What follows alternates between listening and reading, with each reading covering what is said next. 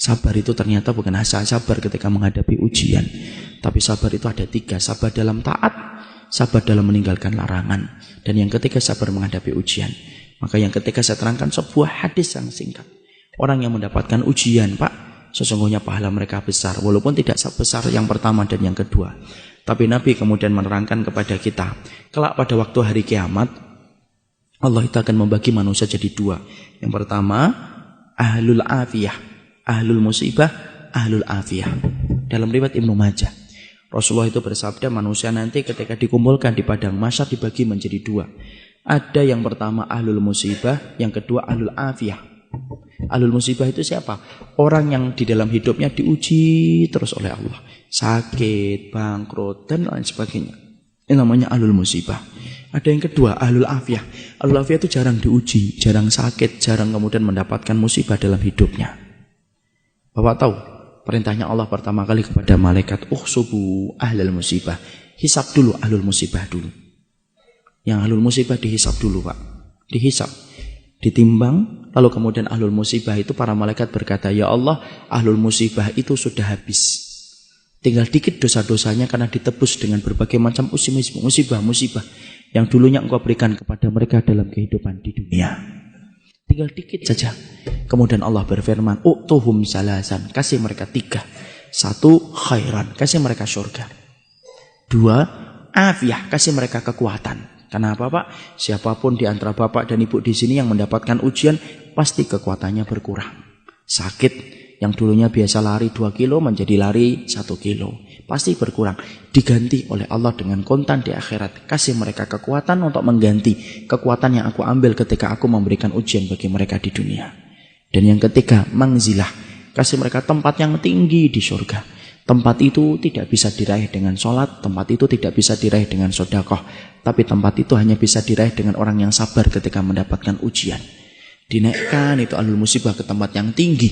Sampai ahlul afiyah melihat itu mendoakan kepala mereka ke atas. Saking tingginya ahlul musibah ketika ditempatkan oleh Allah.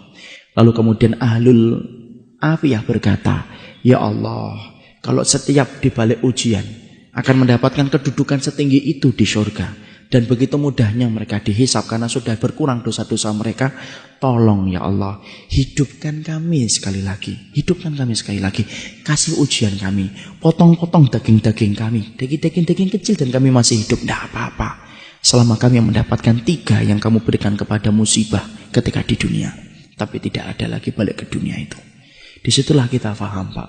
Ujian itu berat, tapi barangnya kontan. Kalau kita semuanya disenangkan dalam hidup, Pak, malah kita bingung dari mana kita akan mendapatkan pahala kesabaran. Kalau Bapak punya istri langsung solihah, anaknya langsung hafal Quran, kerjaannya langsung lancar, malah bingung dari mana kita mendapatkan pahala kesabaran. Makanya kemudian kita kalau mendapatkan ujian, sabar. Saya belajar sabar dari ibu saya, Pak. Saya tidak bermaksud mensucikan siapapun di hadapan Allah. Tapi ibu saya dan bapak itu mendapatkan ujian yang menurut anak tidak ringan. Ibu dan bapak saya itu mendapatkan putra yang pertama Down syndrome, Pak. Berkebutuhan khusus. Anak yang kedua berkebutuhan khusus.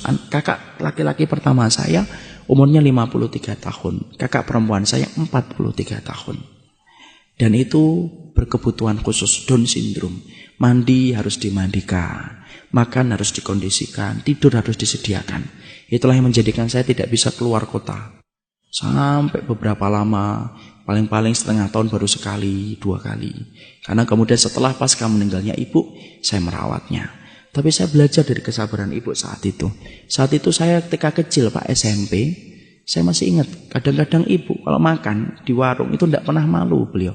Selalu digandeng kakak saya. Dan tidak pernah ditinggalkan di mobil. Saya anak SMP, wajar, malu, Pak. Saya ngomong dan komentar, Bu ditinggal aja di mobil. Kan orang pada ngeliatin. Kan kita tahu, Pak, masyarakat Indonesia tidak bisa ngelihat sesuatu yang agak beda dikit kecuali pasti dilihat terus. Ibu saya ngomong, ya apa-apa nak, biarkan saja. Ibu yang kemudian akan megangin, kamu duduk di jauh-jauh dari ibu, tidak apa-apa. Di rumah ibu bilang, tahu nggak nak, kadang-kadang tobat belum tentu nasuha. Kadang-kadang istighfar belum tentu hati kita khusyuk. Tapi kalau kita mendapatkan ujian, dititipkan anak yang semacam ini, kalau kamu sabar, tiap hari dihapuskan dosa-dosamu walaupun kamu tidak tobat dan tidak istighfar, selama kamu ikhlas dan ridho. Dan saya akhirnya Pak, setelah bisa di pondok, tidak ada perkara yang saya cari tahu pertama kali kecuali apa? Hisab orang yang Down syndrome dan hisab orang yang gila semenjak kecil. Orang gila itu para ulama bagi dua. Gila setengah perjalanan hidupnya, maka mereka dihisab. Ada yang gila yang kedua, Pak, gila dari kecil, Down syndrome dari kecil. Maka mereka itu tidak dihisab oleh Allah. Mereka akan ditanya oleh Allah tentang satu pertanyaan saja. Ata'rifuni, kamu kenal dengan saya atau tidak? Kalau anak-anak itu menjawab, iya kami kenal engkau ya Allah, langsung Allah masukkan ke surga. Tidak ada hisab sholat, tidak ada hisab puasa, tidak ada hisab amal apapun. Karena mereka bukan mukallaf dalam kehidupan di dunia. Makanya saya ingat betul ketika ibu saya pernah nyisirin kakak saya. Ibu saya kemudian ngomong kepada kakak saya, nak, nanti kalau kamu sudah di surga, jangan lupakan ibu ya, jangan lupakan bapak, jangan lupakan adikmu. Karena kamu nanti insya Allah menjadi penduduk surga. Karena Allah cabut kenikmatan sementara di dunia dan pasti Allah balas di akhirat. Kakak saya tidak ngerti apa-apa, ya cuma diusap-usap kepala ibu saya. Dan sampai hari yang terakhir, ibu saya masih memandikan, masih kemudian mengganti bajunya, sampai malamnya beliau terserang dengan jantung. Selama 51 tahun beliau merawat itu. Dan saya belajar di situ apa? Ahlul musibah itu berat. Tapi akhirnya manis bagi orang yang ridho dan orang yang ikhlas. Maka siapapun hari ini yang sedang diuji oleh Allah, sabar. Moga-moga Bapak kalau dimasukkan kepada ahlul musibah yang mendapatkan 3, khairon, afiyah dan mangzilah. Tapi kalau mendapatkan ahlul afiyah yang bersyukur sama Allah. Barakallahu fikum.